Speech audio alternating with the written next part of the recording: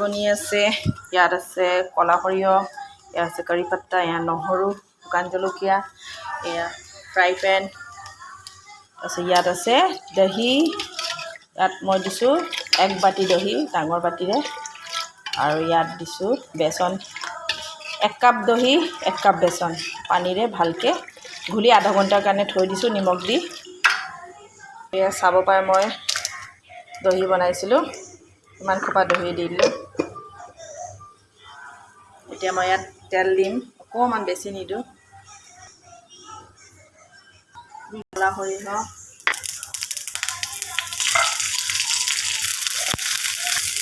কাৰি পত্তা, নহৰু আৰু সৰিয়হ ভাজি লৈছোঁ ভালকৈ।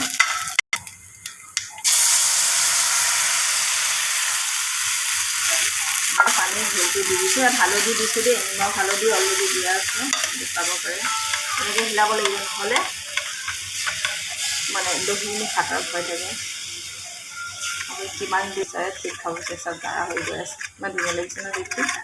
ঠিক মানে গাঢ়া খাব বিচাৰে নে পনীয়া খাব বিচাৰে?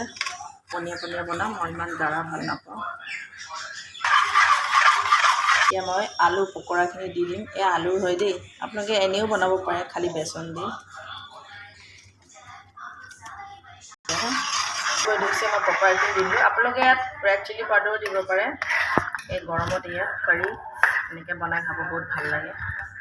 বেচন দি দহি কাৰী, এয়া পকৰা। আপুনি যিকোনো পকৰা বনাব পাৰে। মই আলু বনাইছিলোঁ। তো আজিলৈ মোৰ কাৰী ৰেডি।